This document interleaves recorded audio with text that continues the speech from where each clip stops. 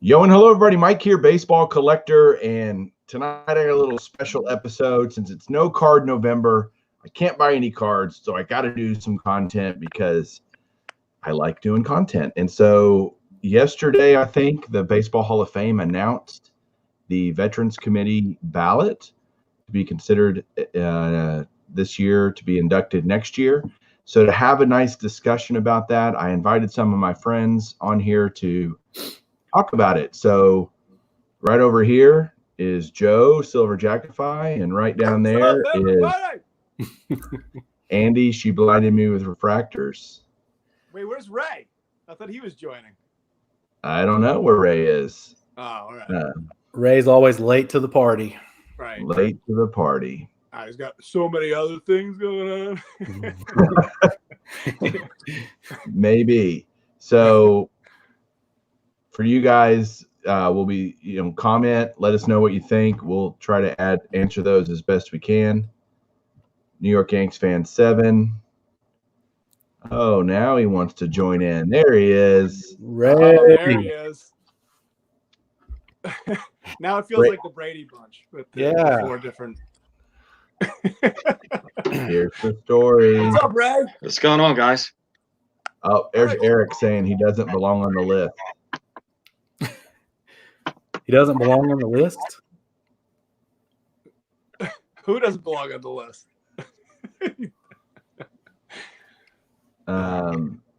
Mattingly. He says Mattingly doesn't. What? Oh.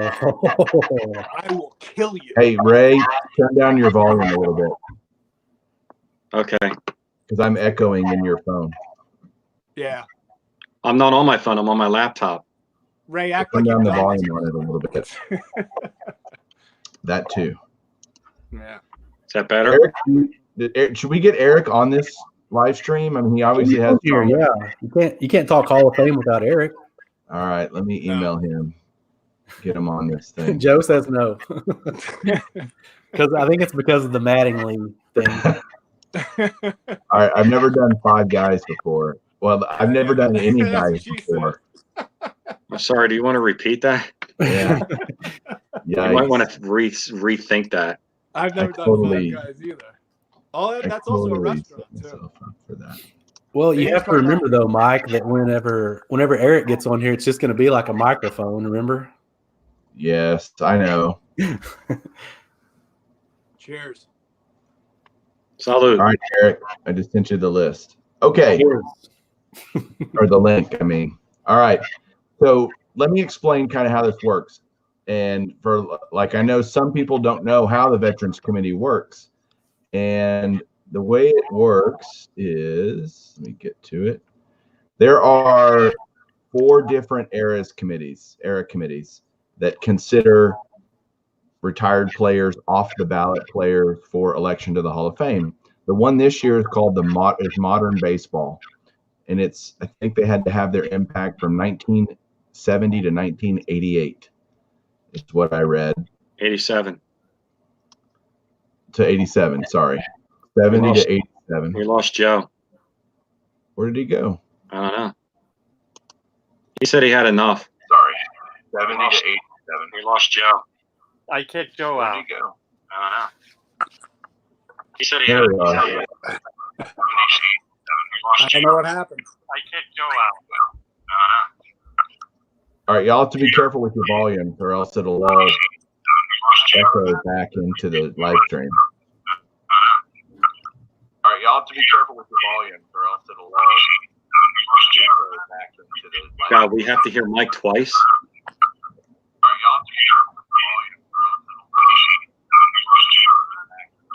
God, we have to hear Mike twice.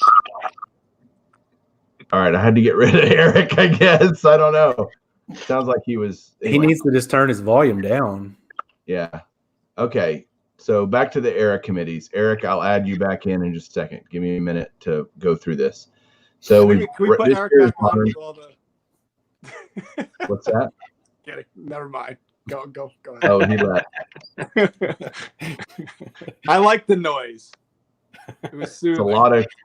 It's a cacophony of sound. It's not that great. Okay, so modern baseball, 70 to 87. You got the Golden Days, which is 1950 to 1969. That will be done next year, along with early baseball, which early baseball is anything prior to 1950. And then you have today's game, which is 88 to present. That'll be in December 2021 for inclusion in the class of 2022. So the first question I want to ask my esteemed panel here, and we can start with Andy since he just happens to be now next to me on the screen. I moved up. What do you guys think about the veterans committees in general? Like, do you think they should even exist? Do you think they serve a purpose? I think they serve a purpose. I think sometimes my concern with these kind of committees is I think sometimes it gets to where people that are just left out get elevated to a point to where I don't know how to put it, but I think it can get watered down if too many players get voted in this way. I think that's kind of my thought. Okay, Joe. Yeah, I was looking at. I guess my initial instinct was kind of what Andy just said, but I was looking back at it. You know, this committee has been around since the very beginning of the Hall of Fame, and if you look at the 50s, actually, the 50s, 60s, there were just as many people voted into the Hall of Fame. I think the 70s is where it peaked in terms of how many people we allowed into the Hall of Fame.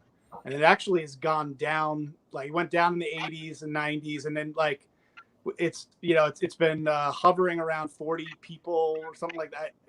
I forget what it was, but it was at its peak in the 70s. So I think people, like a lot of people just assume that like lately we've been watering down, but it actually peaked in the 70s, and it's actually been pretty steady the last couple of decades in terms of how many people we let in the Hall of Fame. So,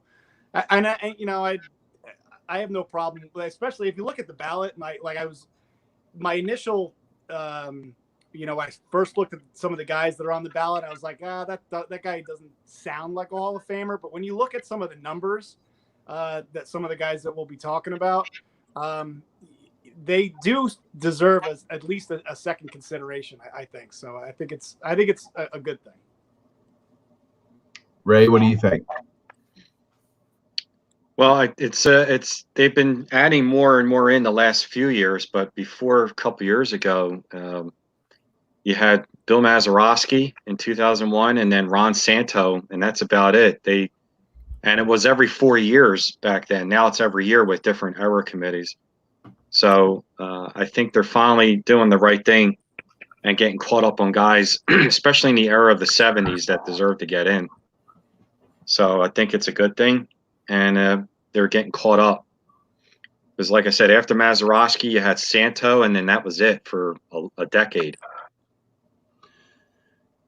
Yeah, I think they definitely serve a purpose. I am concerned about watering down the whole thing, like what Andy's saying. But we got some good points here. Let me try to throw up some of these comments. I like this one. Gary Bink Scott says they should do all the voting, meaning a committee should do the voting and take it out of the writer's hands. That's an interesting idea. Well, it is. I don't necessarily agree with it, not because it's a bad idea. I just think it's hard to buck tradition. And for the most part, the writers have gotten it right. They're not letting in, they didn't let in Harold Baines, right? They didn't elect some of these guys that we think aren't deserving of Hall of Famer status. The Veterans Committee is. So I think part of the problem is I just find it odd that it only takes 12 votes to get in. It seems like that if you have if you're dealing with a very small sample of people, they may have some like random bias like they had with Harold Baines, and somebody gets in. I don't know. I just think it's too few. Like 12 votes just doesn't feel like enough people to get in. Like I feel like it should be a larger group of people voting. Yeah. Here's a great point. Wait, hold on. This one here, Boston fan. Didn't Frank Frisch, who was on the Veterans Committee, use that position to get a lot of borderline guys back in the 50s? Yes, he did. That's well known by Hall of Fame guys, but that's absolutely true. So now that we know how that works, let's go through the guys that are on the 2020 Veterans Committee ballot, which is, again, the modern baseball is what it's called. Somebody's volume is still, I think, a little too high, but okay. So here we go. We're going to do these in alphabetical order, and maybe just chime in so we don't just sit here and go on forever. If you have a strong opinion about a certain player that's not named on Mattingly, then you can just chime in with what you think. The first one, I'm going to read the bios of each player, and then you can kind of chime in. First one is Dwight Evans, a 3-time All-Star, 8-time Gold Glove Award winner. In right field, Dwight Evans played 19 seasons with the Red Sox and 1 with the Orioles during a career where he totaled 2,446 hits, 1,470 runs, 385 home runs, which surprised me, by the way, 1,384 RBIs. His 256 home runs were the most of any AL player in the decade of the 80s. And he won Gold Glove awards in 4 seasons. Never won an MVP or anything like that. So Dwight Evans, first on the block. What do y'all think? One thing that one stat that I thought was kind of funny is like Harold Baines's career WAR. Not to pick on Harold Baines, but 38.7. Dwight Evans' career WAR is 67.1. Okay. So that's pretty pathetic that Baines would get in with 38, Dwight Evans with 67. That's a huge difference. Mm-hmm. He has the most extra base hits from 1980 to 1989. So the 1980s, he has the most extra base hits. I don't know. He's one of those guys, like, when you hear Dwight Evans, you're like, no, Dwight Evans. Why would he be a Hall of Famer? But I don't know. You start looking at the numbers, and I don't know. I can understand why there's a case for him. I'm not sure if I'm kind of a maybe on him. But go ahead, Ray. I'll let you go. Well, if I'm just looking at Dwight Evans, I would say yeah. But compared to the other guys on the list, and we can't let them all in, then I'd say no, because he was a good player. I mean, he was a 3-time All-Star, but 300. I'm just going to say no. He just maybe down the line, after they get the guys that are on the current modern list in first, then maybe he'll get in. hey, Mike, at the end of this, are we gonna vote for like 3 guys? Are we all gonna vote for like? You can vote for 5 guys. All right, so each of us are gonna vote for 5 guys on this list. Wow. They're allowed to vote for 5. So we'll vote for 5, and whoever gets 3 out of 4 votes, if someone gets 3 votes out of our group, then they're in the Hall of Fame. I think that's the new standard. All right. Okay, so my initial thought on Dwight Evans was kind of like, I think probably what most people's was, like, not even close. But then you start looking at some of his numbers, and like Joe brought up, the WAR. Because I think a lot of times we kind of just look at their hitting stats. We kind of discount, how good of an outfielder that he was. Early in his career, from everything I understand, he was viewed as one of the best outfielders in the game defensively. Mm-hmm. And I think that accounts for a lot of, his WAR number. I still have a tough time putting him in, but I think he's a lot closer than what I initially thought, but I would say no. Okay. To me, Dwight Evans. I think Dwight Evans, Freddie Lynn, these are all Jim Rice, right? That was the outfield of the Red Sox in the 70s and 80s, right? Right. Rice is in. I don't think Fred Lynn's. No, he's not. Well, I know he's not in the Hall of Fame, but I don't even know if he's close, even though Fred Lynn did win an MVP. So anyway, I don't know. I'll vote later, right? We're going to vote later. Okay. Next up, and I do have cards to show. This is the card channel. So the next guy up is this guy right here, Mr. Steve Garvey. So, do you like that card, Ray? Me? Yeah. Yeah. He looks like Mr. Clean. All right. Here's Steve Garvey's bio. He compiled a 294 career average over 19 major league seasons with the Dodgers and Padres, 2,600 hits, 272 homers, excuse me, 1,308 RBIs. He was a 10-time All-Star. He excelled in the postseason, hit 338 over 11 postseason series. He won the 1978 and 1984 NLCS MVP. He was the 1974 NL Most Valuable Player, won 4 Gold Gloves, and played in a National League record 1,207 straight games.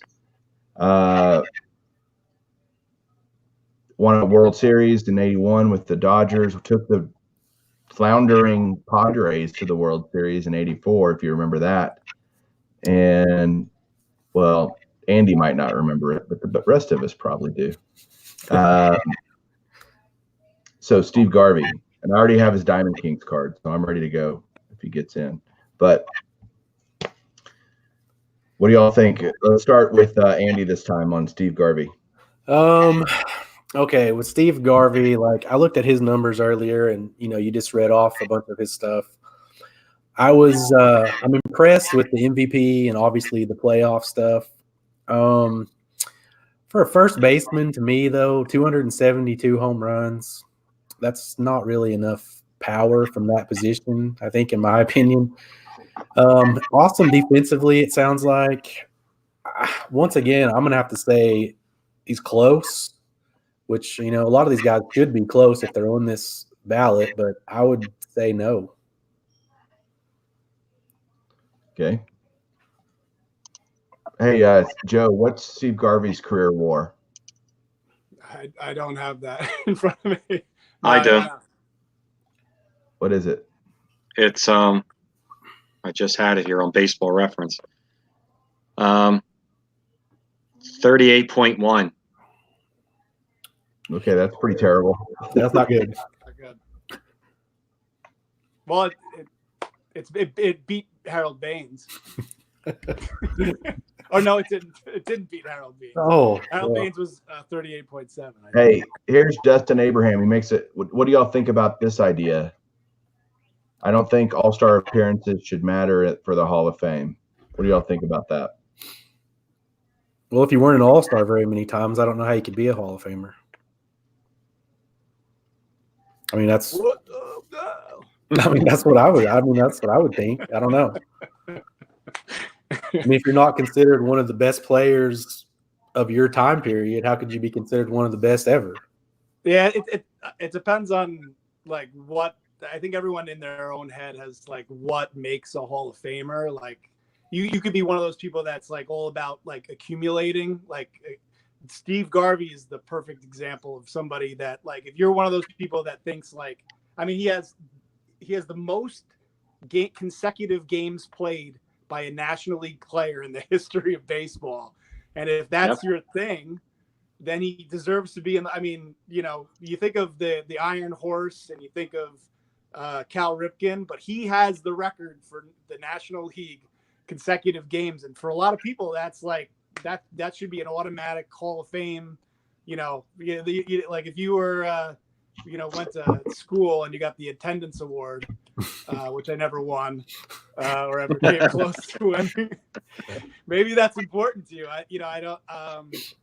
I'm not like a big accumulator guy, but I do understand like if you've accumulated like some amazing stats, I understand how that could go towards the Hall of Fame. But it's the same thing with like All-Star games, like how many All-Star games you were in. I think it's all part of like accumulating numbers. But I'm like, I guess from my perspective, and this will give you some insight into the way I'm going to vote, is I'm more about like, I'm a big, like, the reason why I love baseball cards is I love the history of the game, and any player or any person that really had an impact on, like, you can't tell the story of baseball without talking about this player.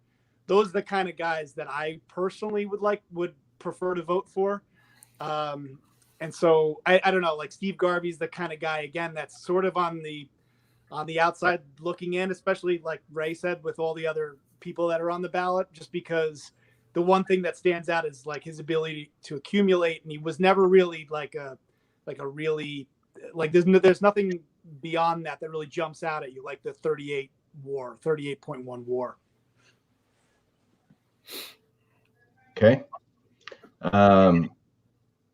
For me, for Steve Garvey, it's I watched his whole career pretty much, and I just never felt like I was watching a Hall of Famer.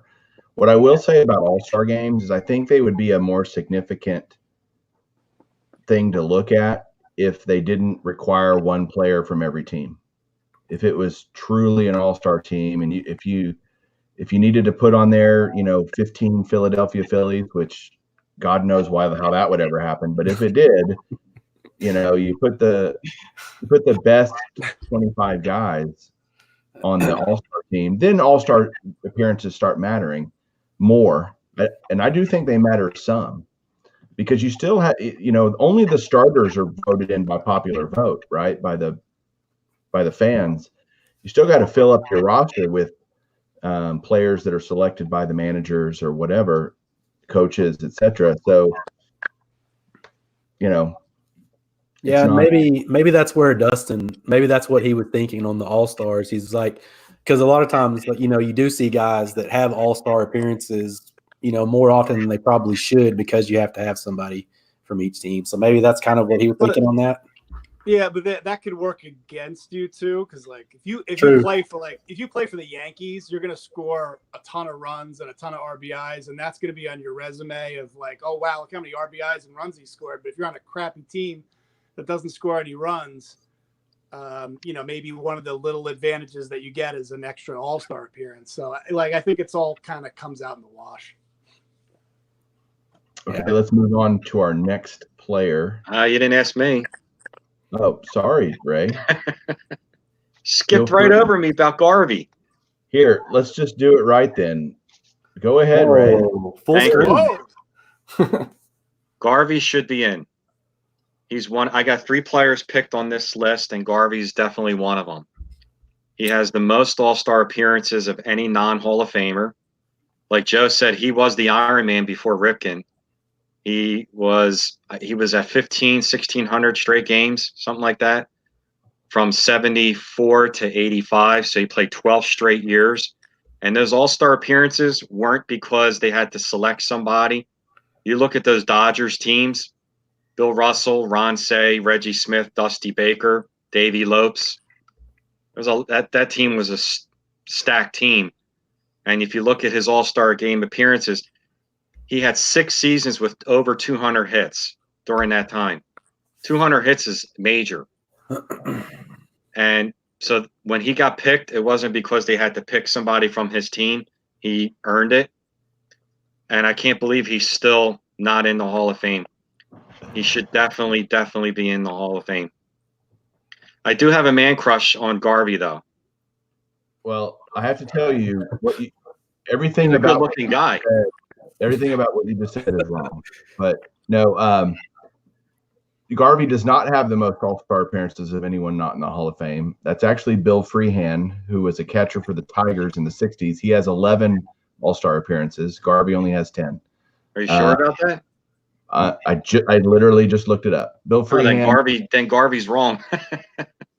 Because Garvey was on Dan Patrick's show, and Dan Patrick asked him, and he said, don't you have the most All-Star game appearances of a non-Hall of Famer? And he said, yes. Freehan was an All-Star 11 out of his 15 seasons. That's pretty crazy, by the way. But that's a different Bill Freehand's not on the ballot. So, but then Garvey is wrong. Okay.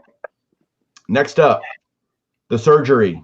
Tommy John pitched 26 seasons. Good grief. Indians, White Sox, Dodgers, Angels, Yankees, A's. Finished his career with after the 1989 season, 288 wins, 3.34 career ERA, which is actually pretty good. Four-time All-Star, two-time runner-up in the Cy Young voting, never won one. And he pitched for 14 seasons after the surgery that was named after him, and won 20 or more games 3 times in those seasons. So that's pretty incredible.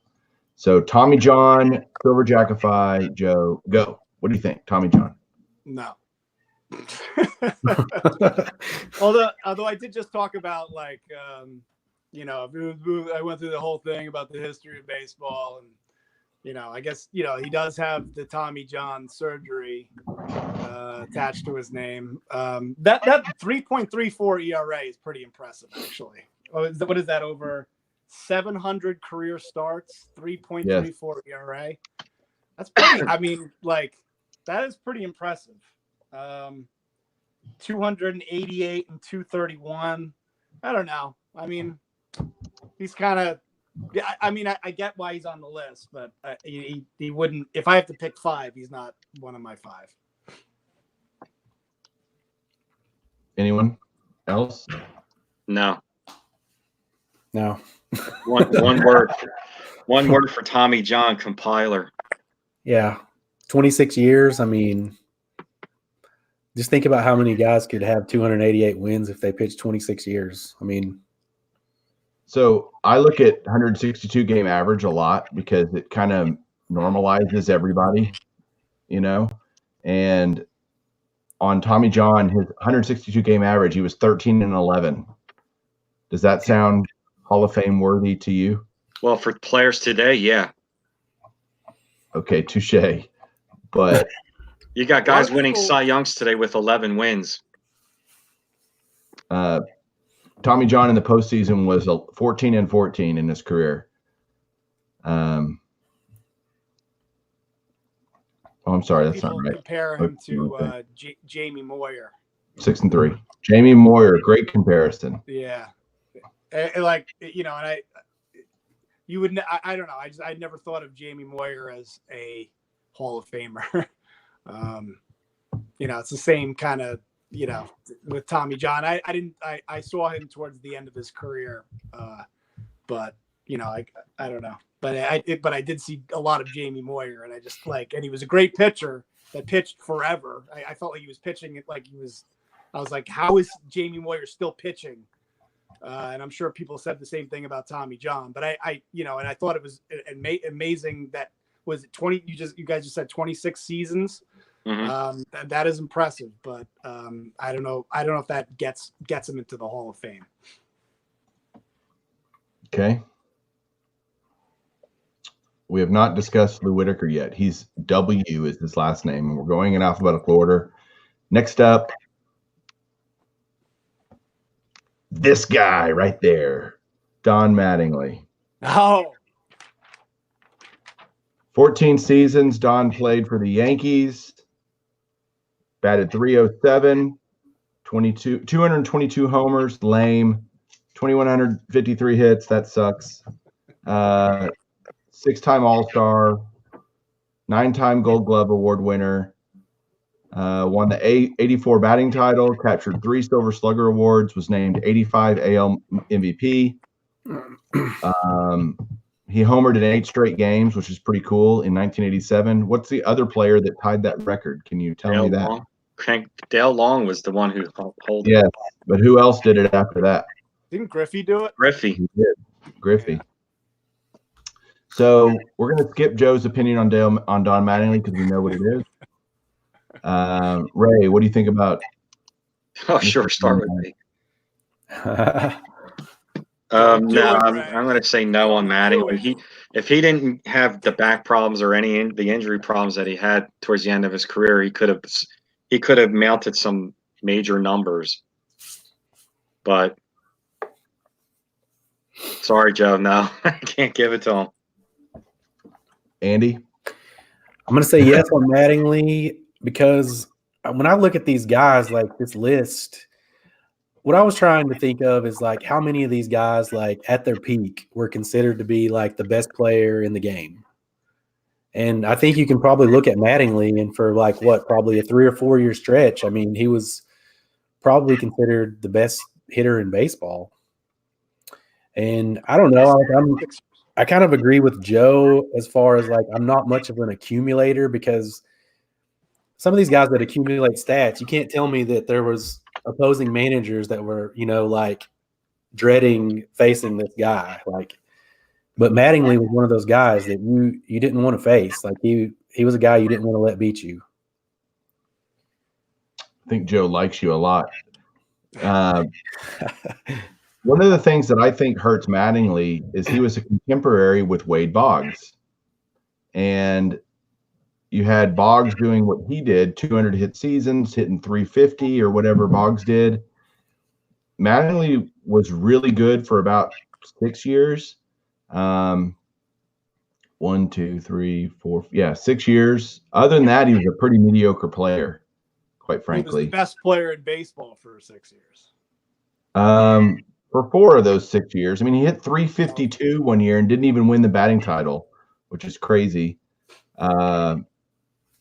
He did win in 84. He was MVP once.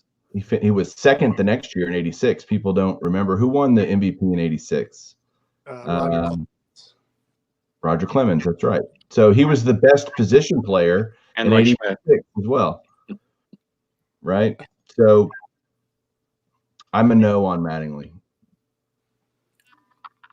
I don't think he did it long enough. I don't think he was great long enough. Unless you're going to go with the Sandy Koufax theory of that short time frame of putting up great numbers. But Sandy Koufax's numbers during that 6-year stint that Koufax was dominant was unbelievably dominant. I mean, 25 win seasons, 300 strikeouts. It was like, not that Mattingly didn't put up fantastic numbers, but I would have to see, like, I don't know, 40, 50 homers, 380 average, 140, 150 RBIs, that kind of domination. He put up monster numbers for 3 straight years, I think, from 84 to 86. I think 87 he came down. So does like the fact that he stayed in baseball, like that. So Don Mattingly, like he's Donnie Baseball for a reason, right? And he is the definition of of somebody that eats, breathes, drinks, shits baseball. He's he played baseball to 1995. Then immediately, went on to become a hitting coach for the Yankees, a bench coach for the Yankees. Then he went on to be a manager for the Dodgers. Now he's a manager for literally the worst team in baseball. And I was just wondering if so does that mean anything to you guys? The fact that, not only was he the best player for 6 years in the late 80s and won an MVP, came in second in 1986, had 8 consecutive games with a home run, holds the record for most Grand Slams in a season, was one of the greatest defensive first basemen of all time. But the fact that not only that, but that he continued after his playing career to just be involved in baseball in every facet of baseball. Does that mean anything to you guys? Like, does that add to his resume in any way? Or are you only looking at the fact that he had some back injuries? And are we ignoring the fact that he won, I think, was it 9 Gold Gloves at first base? I don't know. I feel like there's you got to look at, you can't just look at, okay, he had 6 great years in hitting wise. You're ignoring the rest of his career. He was a great defensive first baseman the rest of his career. Then he went on, like I said, to do all these great things as a manager and coach. And he is an ambassador for baseball. So, but anyway, that's why I think he belongs in the Hall of Fame, is that he's more than just a guy that was great offensively for 6 years. He means more to the game than just those 6 years. So there. How do you feel about it, Joe? What? How do you feel about it? Find somebody that he's passionate about, Mike. No doubt. So we're going to go with Joe being a yes for Don Mattingly. Yeah. Next up is an interesting one. It's Marvin Miller. And here's my Marvin Miller autograph that I have on a 05 Topps. Marvin Miller was the head of the Major League Baseball Players Association starting in 1966. He turned the Baseball Players Union into an absolute powerhouse. Within a decade, Miller had secured free agency for the players via the arbitration process when Dave McNally and Andy Messersmith played out their contract following the 75 season. By the time Miller retired in 1982, the average player salary was 10 times what it was when he took over. So what do we think about Marvin Miller? So you're saying he ruined baseball with these unbelievably overpriced guys making $30 million a year? I don't think Ray's going to have 5 guys that he's going to pick. He may go under the – not that you need to. I'm not into the executive guys and stuff like that just because – I don't know. To me, I don't know. I'm not looking at, like, if this guy – what he did, as an executive or something like that. Like last year they had Steinbrenner. Yeah. I'm looking at the players on the field. I know. I mean, you can look at Marvin Miller 2 ways. Like, yeah, he changed the rules of the game with free agency, but was that a good thing or is that a bad thing? It's a good thing for the players, tremendously bad for us because we now have to pay through the ass for tickets and everything else. Because I never forget when Pete Rose signed with the Phillies in '79 and he was making $600,000 a year, and my father and I were flipping out, like, who's worth $600,000 a year? The lowest guy in the bench is making, what's the minimum salary? It's like 1.2. Who was the first player on $1 million contract? Nolan Ryan. Correct. Then Mike Schmidt. So, Ray, when you actually buy ticket and you have to go through your ass, like, does that hurt or? It's painful. I bet. I mean, you could look at Marvin Miller. It depends on how you're looking at it. If you're looking at it from a player standpoint, yeah, he's great. He made us $1 million. But how are you looking at it? Are you looking at it from a player or are you looking at it from a fan? He did nothing for us. He made our lives worse by spending more money and watching, a lot of guys overpaid, mamby-pamby, spoiled brats. Wow. So, I mean, seriously. I mean, like, what do we look like? How are you looking at Marvin Miller? Like, how is that a great thing that he got the guys more money? Okay. I'm gonna disagree with Ray a little bit. Not necessarily on like his reasoning, but I think I was actually shocked when I realized that he wasn't already in the Hall of Fame. I mean, whether or not I like what he did, I mean, it was such a game changer for baseball that, I mean, if you're going to have executives in there, I mean, he has to be in there, right? Just because of what, how he changed the game, not looking at it from a good or bad point of view, just the impact that he had, I think. Yeah, you've got sorry, Ray, are y'all hearing Ray's echo? I don't know whose echo. Is it Ray's echo? I don't know. Well, anyway, okay, so Marvin Miller, 100% absolutely, and should be a Hall of Famer. for a lot of the things Andy said, I agree with in terms of just what he contributed to the game. And he's not going in as an executive because he didn't work for a team. He's just going in as a contributor, or he would go in as a contributor. And he did contribute to the game in a way that changed it irrevocably. And I think for the better, to give the players the power to negotiate their contracts and not be stuck in deals forever under the old, what they call it, the reserve clause, as it was before. I think it helped change. It just changed the game. So I'm a yes. Joe? Yeah, I mean, Ray gave a very passionate argument that I understand. But yeah, I'm going to go on the same lines of, the impact that it had to the game. I mean, if you look at, he basically, he's the reason why there's no salary cap in baseball. And I totally understand if you don't think whether that's a good thing or a bad thing. But he is the reason why there's no salary cap.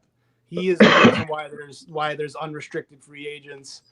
And so because of his impact to the game, I feel like he's with some other, the executives that have gone in, he's had as big of an impact as many out there. So I think you got it. I don't know.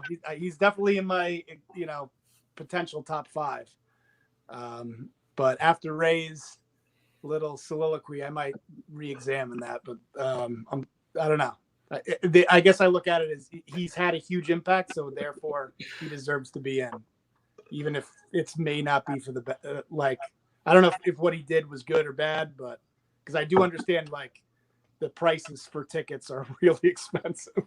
But I'm also like, do you think I'm also kind of maybe a pessimist, and I feel like the prices for tickets would be that way anyway. Like if the owners could charge $70 for a ticket, they would do it. And if whether the money went to the player or the owner, what do I care as somebody that has to spend $70 for a ticket?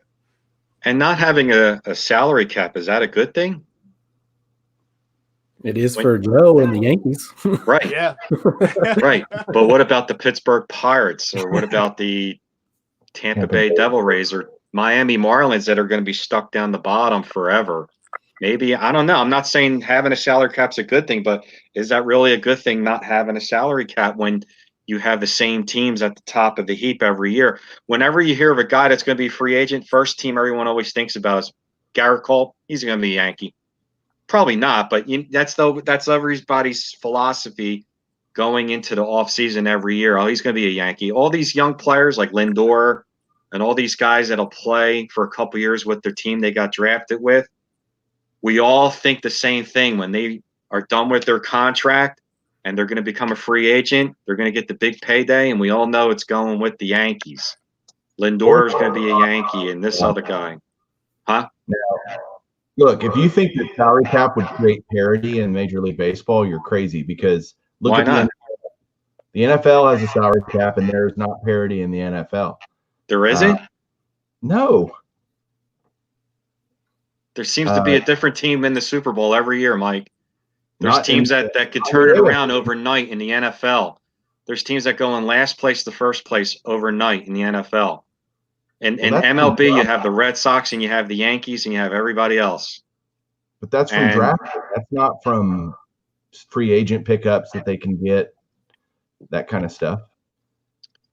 Well, in the NFL, they have it, but you're saying they're having a structured salary cap is not affecting parity in the NFL, when I think it is, because you have teams that, like the Cincinnati Bengals or somebody like that, they can compete every year, whereas the Pirates or the Seattle Mariners, they have to go through a draft and they have to wait 10 to 15 years in hopes that they don't lose those good young players to free agency to the team that's going to totally outbid them, like the Yankees or the Red Sox or the Giants or anything like that.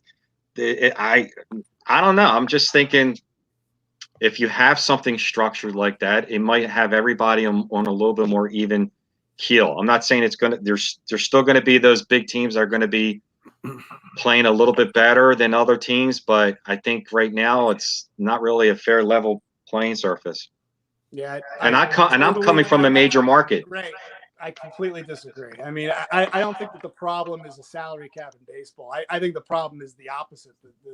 The salary the minimum. I mean, there are the ownership that are just putting out teams that they can't be competitive, and they in some cases it seems like obvious that they're trying to lose towards the end of the season and get those higher draft picks so that they can be like the Houston Astros and get all the best first round picks and grow their team that way. And then on top of that, they get luxury tax, which is kind of ridiculous, where the Yankees have to pay this extra.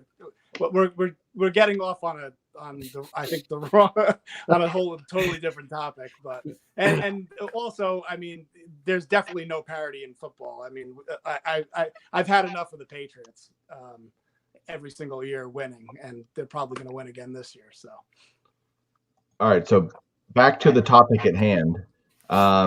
Let's keep talking about the Yankees, because next up is Thurman Munson. This isn't even Thurman's best card. His best card is 71 tops, but I didn't pull that one out. Thurman Munson played 11 seasons for the Yankees, winning the American League Rookie of the Year in 1970, AL MVP in 76, 7-time All-Star, 3-time Gold Glove winner. He's one of only 2 catchers in history with 3 consecutive seasons with a 300 batting average, 180 hits, and 100 RBIs. He led the Yankees to 3 American League pennants, 2 World Series title before dying tragically in a plane crash during the 1979 season. Okay, here we go. This one's the hardest for me. I'll talk about Munson first. It's kind of, do you go, all right, would Munson be a Hall of Famer had he not passed away? Was he on a Hall of Fame trajectory? Yes, absolutely. The plane crash obviously ended that career, his life. And so to me, Munson, tell me a better catcher in the 70s other than maybe Bench. I think Munson was better than Carlton Fisk. And I mean, he was the captain of the Yankees, right, Joe? That's right. And I think Munson should get in. So tell me I'm crazy. I'm not going to tell you you're crazy. I'm going to say I have to say yes on Munson, just for the simple reason that Eric told me I had to. So, but no, and it's funny, Mike, because like the way that you presented the case for Munson, that's my exact same thought process for Don Mattingly, only it was just like his injury. But was he on a Hall of Fame track before his back injury? Of course. So I mean, that's kind of the same way I look at Munson. Obviously different circumstances, but I mean, yeah, I'll go with Munson. Okay. All right. Next, Ray, what do you think about Munson? Sorry. I haven't really taken a strong look at Munson. I'm just kind of breezing through it now. I mean, I guess I'll give it a yes. Tentative yes? Okay. Yeah, like he did win Rookie of the Year. He did win an MVP. He's a 7-time All-Star. 113 homers, 696 runs scored, 701 RBIs. I guess if he would have played longer, he would have gotten in. But, I didn't really take a heavy look. I was kind of surprised he wasn't in years ago. I thought he was already in.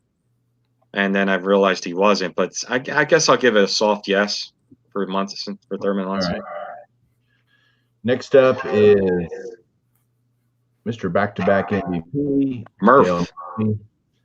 Played 18 seasons for the Braves, the Phillies, and the Rockies. He won the NL MVP in 82 and 83. He's 7-time All-Star. He won 5 Gold Glove awards, 4 Silver Sluggers, 398 home runs, 1,266 RBIs. and he was a 30-30 member, 30 homers, 30 steals in 1983. So Murphy's been one of those guys that's always been talked about of being right on the edge, like the Hall of Good, like one of the best guys in the Hall of Good has always been Dale Murphy. This guy talked about in that way. And by the way, another Dale Murphy auto. Dale Murphy's rookie card, 77 tops. I've always been a no on Dale Murphy, and I don't know why, other than maybe I'm just a jerk. I don't know.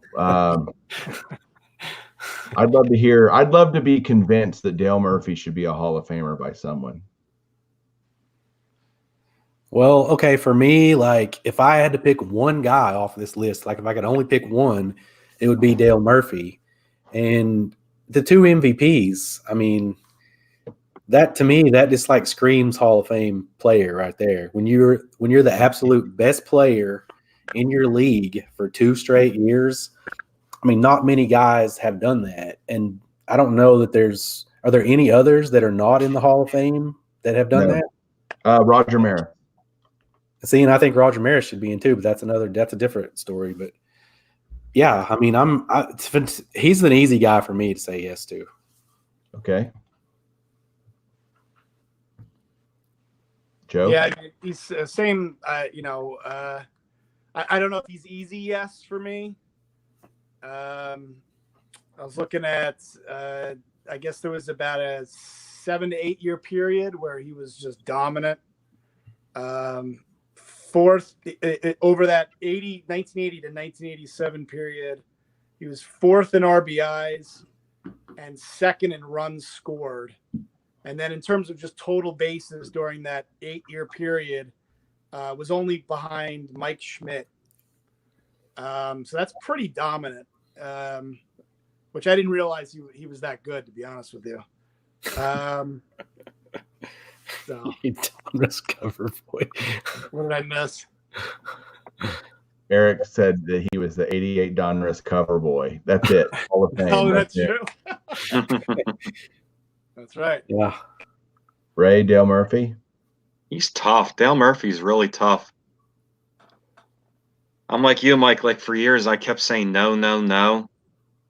I guess I'm starting to change into a yes, but he's like Munson for me. I'll give a yes for Murphy. It's tough. 2-time MVP. He had a real stretch from 82 to 87. 30-plus homers 4 times. 5 times in a 6-year period. That's really good. 5 RBIs during that 5 seasons, over 100 RBIs. Yeah, I'll give a yes to him. Would any of y'all be like totally pissed if Dale Murphy got in the Hall of Fame? I wouldn't. No. Joe? No, definitely. Yeah. I would be I think Murphy should be in way more than Baines or in some other so I wouldn't be mad if he got in. All right, next up, Dave the Cobra Parker, sorry. Yes. 290 career batting average. Don't Yes. forget 290 career batting average. 19 seasons. Played for Pittsburgh and Cincinnati mostly. 339 homers, almost 1,500 RBIs. He won 2 batting titles. Yeah. 77 and 78. 7 All-Star games. 1978 National League Most Valuable Player. 3 Gold Glove awards in right field. And he could throw you out from 3 miles away from right field. That's right. And he took over for who in right field? Roberto Clemente. That's right. All right, Joe. But he's got astigmatism, and that's why he's not in. Because he was a jerk, or didn't he have a substance abuse problem? Bingo. Yeah. And that's why. Remember, the writers are ticked at him for that. Like, who wasn't in the 70s? Were you, Ray? You were around in the 70s. At 10 and 12, I was high on Yoo-Hoo. And Skittles. And Snickers. Oh, there's a Dave Parker auto.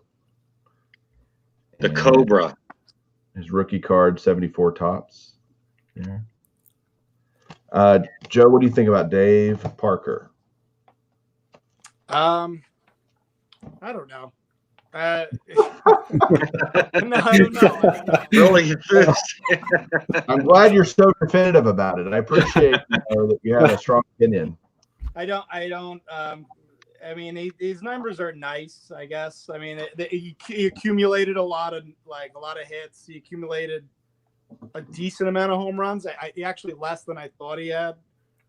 He has a lot of RBIs, like 1,500 RBIs, 7-time All-Star. I guess he never won an MVP, right? No, he did. Yeah, 78. Oh, he did win. He won one MVP. Okay. Mm-hmm. Okay. I don't know. 19 seasons. Yeah, I don't. There's nothing that really jumps out at me. That's like, wow, like he needs to be in the Hall of Fame. That's my problem. Like it's with every guy on this list. There's something like there's one big stat that goes, wow, like that guy. That's why he belongs in the Hall of Fame. But I just don't see anything with Dave Parker besides that he had a great arm that really jumps out of the page for me. Andy? Well, when I was looking at his numbers, like I can totally see why he's on this list and he's not already in, but I can see why he's in the discussion, I mean, he's so like, gosh, I mean, like I could go like either way. It's like a 50-50 thing with him, but I can see why he's not like a slam dunk, but I would say like, I don't know, I guess I would say a soft yes. Okay. Just because of the defense kind of, I think, puts me over the top. We got two more to talk about, and then we'll vote. Next up is this guy right here, Ted Simmons. He played for 21 seasons, 285 batting average, almost 2,500 hits, almost 1,400 RBIs, 8-time All-Star. He finished in the top 10 in batting average 6 times as a catcher. Let's see. Among catchers, Simmons ranks second in hits behind Pudge Rodriguez, second in doubles behind Pudge Rodriguez, second in RBIs behind Yogi Berra, fifth in runs. So, and all the players in front of him in those categories are all Hall of Famers. Yep. I never really considered Ted Simmons a lot before he was on the last Today's Game ballot or modern, whatever this committee is. I can't remember, modern player or whatever. I never considered him. And then I went and looked at his stuff and I really started studying Ted Simmons. I'm like, holy crap, this guy was really, really good. And to me, again, he started in what, 70, 71? 70. Because his rookie card's 71 tops. And if you don't own one, good luck. There's only 3 on eBay right now. I looked earlier today. They all got bought. I did exactly the same. Yeah. Because I was like, ooh, that's an interesting buy right now. Well, last time he only finished 1 vote shy. He got 11 votes for the 12 that he needed. And I think he's going to get in this year. And I think he deserves to. There's not a ton of catchers in the Hall of Fame, and there's a reason. Because you don't play that long, or you move to another position. Even Berra and Bench played other positions late in their careers. They played first base, third base, outfield, whatever. That happens a lot. Hell, Del Murphy started as a catcher, right? So to play catcher the way he did, as long as he did, is impressive. And I'm a yes on Ted Simmons. Andy, what do you think? How was he defensively? I mean, because like when I was looking at his numbers, and then you were just talking about his numbers there, like, I mean, he seems to me like as a catcher, he should already be in. So I would say yes. I think that was one of his weaknesses. Was he didn't have? I think people used to run on him all the time. Yeah. and probably one of the reasons why he's not an automatic. Because I mean, like one stat, like he's second in hits for catchers. I mean that's like talk about a stat that just like wow, second most ever in hits of catchers. Played while Bench played, who's considered to be the best catcher ever, and like from 71 to 80, I was looking at this like. He had a higher batting average, more hits, more doubles, higher on base percentage, higher on OPS plus than Bench did from 71 to 80. 8-time All-Star. And like Mike said, he had 11 votes last year. I don't know. I wouldn't be surprised if he gets in this year. Ray.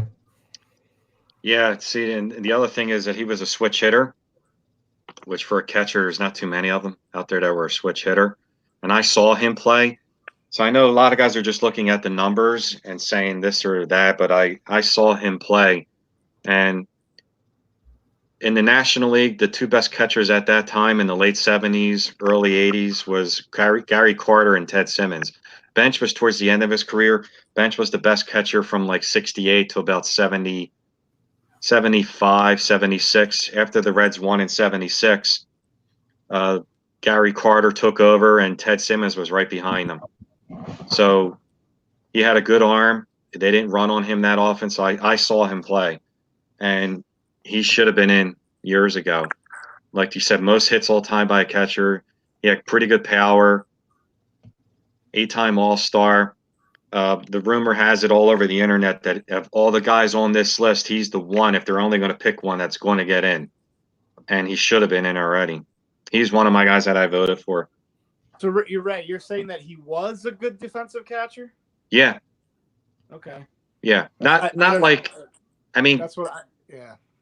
Bench had a rocket for an arm. I mean, you couldn't run on Bench. But in the National League from 77 to 81, 82, it was Carter and Simmons were the two best in the National League. Bench, was towards the end of his career by then, so he wasn't the best in the game at that time. But it was Carter and Simmons. And in the American League, Fisk was still at the top of his game because he came in way after Bench. So in the American League, it was Fisk and probably Munson were the two best. But by far in the National League, it was Carter and Simmons. And like I said, a switch hitter, it can hit for average, could hit for power. He was really, really good. He wasn't a Hall of very good player neither. He was really good. And I got his rookie card about a month ago. What grade? 7. Wow. Nice. They're all gone. Did you see that, Joe? There's only 3. Damn. Yeah. Okay. That are graded. We should have done this video a while ago. I know, right? Well, we didn't have the list of who was going to be on it. Okay. Last one. Yeah. Sweet Lou Whitaker. Diamond Kings there. 78 tops, multiplayer rookie card right there. Lou Whitaker played 19 seasons, all with the Tigers, and Alan Trammell's roommate forever. Compiling 2,369 hits, 244 homers, All-Star 5 times, 4-time Silver Slugger Award winner, 3 Gold Gloves, 78 American League Rookie of the Year. He never played a game in the field at any other position than second base. That's surprising. And was on the 84 Tigers team that won the World Series. So I'll be brief. No. Okay. Ray? Yes. Lou? Yes. I mean, Lou. I'm right. That's Joe. Oh. He had a higher WAR than Craig Biggio, and you guys know how I love Craig Biggio. Not really, but yeah, I guess he only got 2.9% of the vote. For the Hall of Fame. Yeah. I don't know. He looks like he when he retired for second baseman, He had 1,000 runs, 1,000 RBIs, 2,000 hits, 200 home runs. Only 2 other second basemen had that: Joe Morgan and Rogers Hornsby. That's pretty impressive company. That is. He's a yes for me. Okay. I never thought of Lou Whitaker as a Hall of Famer. Until Alan Trammell got in. Never thought of Alan Trammell as a Hall of Famer. Right, either. exactly. Actually, I would have thought Kirk Gibson would be a Hall of Famer before either of those two guys. But I mean, I'm a no, but on Lou. But all right. So we've been on over an hour, and there's still 70 people watching us. So, thank you guys.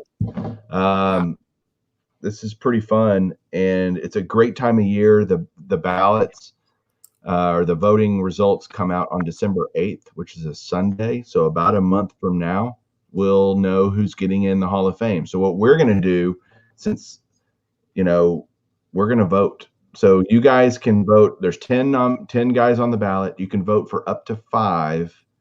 And if someone gets 3 votes, then they're in. So take a moment. I'm going to take a minute. We need some like Jeopardy music or something going. Yeah, this should be really interesting while we all just look at our sheets. Yeah. Okay, so I'm gonna sit here. I'm gonna go. All right. So we're gonna do it in alphabetical order in a minute. So I'm gonna. And I'll Wait, tally I gotta list my guys in alphabetical order. Well, no, you don't. I'll just make sure I ask you in alphabetical order. So you can vote for up to 5. You don't have to vote for 5.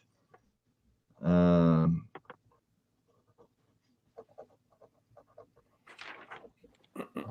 see.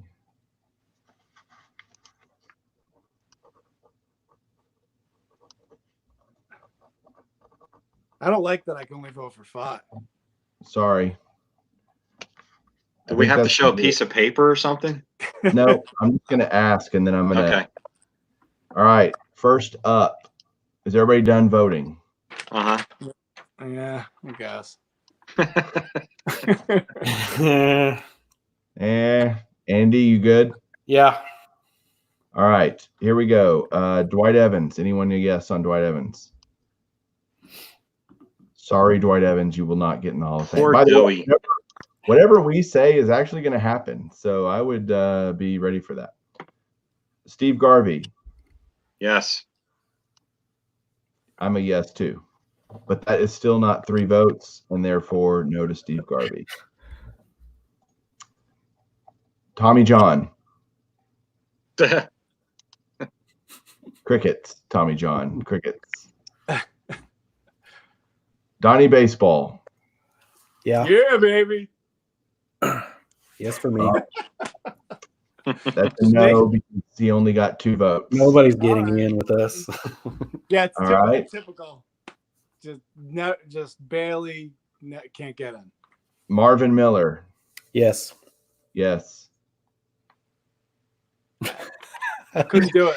Much to Ray's frustration. Well, no Marvin Miller. He's not getting in. I far, wanted no. to, but I just like if I could only vote for 5, I had to leave him off my list. So far, no one's in the Hall of Fame yet. We're halfway through the list. All right. Thurman Munson. Yes. Yes. Yes. Oh. No from you, Ray? Doesn't matter. No, because I have 5 other guys that I chose over Munson. Not All to right, say Munson can't get in. Munson is our first electee from this esteemed panel. Congratulations, Thurman Munson. Welcome to the Hall of Nothing, because you get snattered. Yeah. Dale Murphy. Yes. Yeah. Yes. Oh, he made it. And that's not unanimous, though. I did not vote for Dale Murphy. Okay. Next is Dave Parker. Yes. No. I'll say yes. I said yes. So Dave Parker is in the Hall of Fame. Next is Ted Simmons. Yes. Yes. Yeah. Oh, our first unanimous vote. Wow. Ted Simmons. All right. And the last one is Lou Whitaker. Yes. No. No. So no, sorry, Lou. Next time, maybe I'll get 3 guys that agree with that. But okay, so based on our needing 75% of the vote, there's 4 of us. That means 3 votes. Thurman Munson, Dale Murphy, Dave Parker, and Ted Simmons will be in the Hall of Fame. That's actually not too bad of a list, really. If you said those 4 guys got in, and 4 guys aren't going to get in, at most 2 guys are going to get in. Out of that list, who's the most deserving to you of those 4? Munson, Murphy, Parker, Simmons. Andy. I say Murphy. Okay. Ray? Well, I'm a huge Dave Parker fan, but I would say Ted Simmons is more deserving than Parker. Okay. Joe? Oof. Wow. Munson, Murphy, Parker, Simmons. He's still going to say Don Mattingly, though. Yeah, man. Yeah, not Mattingly. I'm going with Mattingly. I would say if I had to vote for one guy, I would vote for Ted Simmons. If I had to only vote for one guy. Yeah, if I could only vote for one guy, it would be Don Mattingly.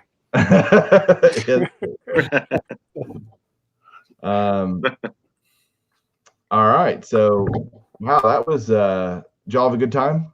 Yeah. Absolutely.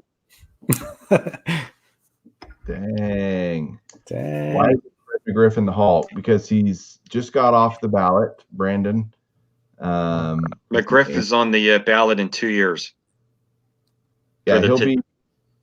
Not next year. He will be on the today's ballot. Yep.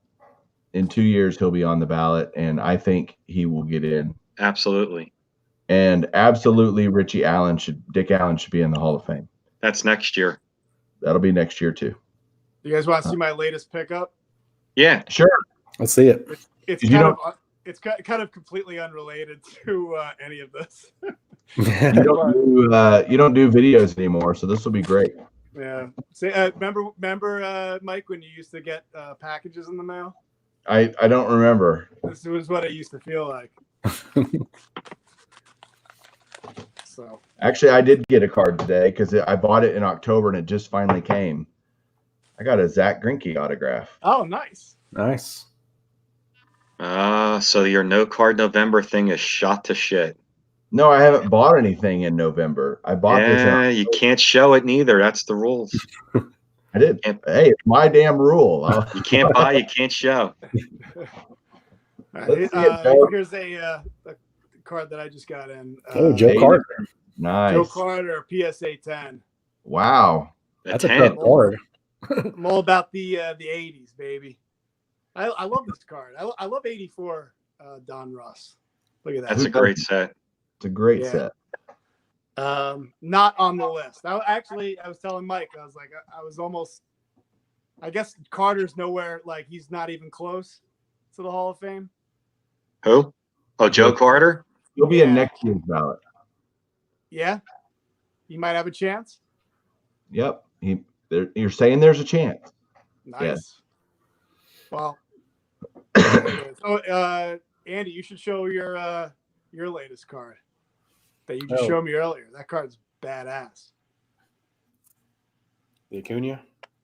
Yeah. That's awesome. Terrible glare, sorry. That's nice cool. Gold refractor, huh? Gold.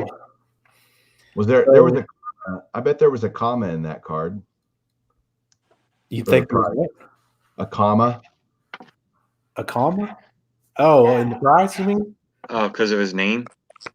No, because it was over $1,000.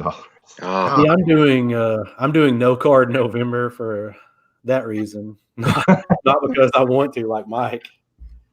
Because I can't afford anything else. No card 2019? Yeah. Yeah. No card rest of the year. Yeah. Well, everybody, thanks for coming and watching this. I want to make sure everybody knows that if you don't go to Atlantic City next year, both Ray and Eric will kill you. So that means you should probably go to AC, and or they'll at least be really mad that you don't go. So we hope to see everybody. I don't want either one of those things to happen. Joe, are you going to AC? Yeah. Joe's Ray, like me. He's going to drive there. Is it probably 2-hour ride for him, 1 Yeah. hour for me? I go to AC all the time. So Yeah. and then Andy's going and I'm going. So it'll be awesome. You guys And can crash at my house. there you go. Party at Ray's. That's where the YouTube get together is going to be, is at Ray's house. Not really. We'll figure it out. But more to come on that. Thanks everybody for watching. I'm going to shut down the live stream and talk to these guys. We'll catch you guys soon. Thanks so much for coming on. Anything else, guys, you want to say? Peace. I will see you later. Epic giveaway for Silver Jackify. Yeah, I have one entry for the video giveaway. I'm gonna do one this weekend. I have one entry. Like I have like 300 comments, and one guy has done a video. So that guy may end up getting the Acuna and a Soto in a PSA 10. Well, now that you just said that, you're gonna get 20 videos this week. How much more time on your contest? Sunday. Sunday, yeah. But there's literally been one guy that's done a video, so like right now he would win both cards. All right. Go out and do go watch Joe's channel, check it out, look at his contest, enter it. All you gotta do is yell out epic giveaway. I mean, how hard is that? Epic giveaway! There you go. I'm in. Yeah, you're done. Now I have a public. Hey, if you guys yell it too, you're in because you're on the video. Maybe I'll just make it. I'll just make one. I will too.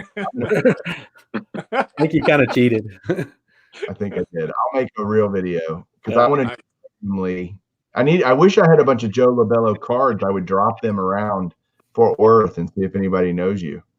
Well, if you drop 89 Don Russ, Craig Biggio's, that's like the equivalent. Okay, gotcha. All right, guys. Thanks, everybody. We'll talk to you soon. Keep collecting. Peace. Peace.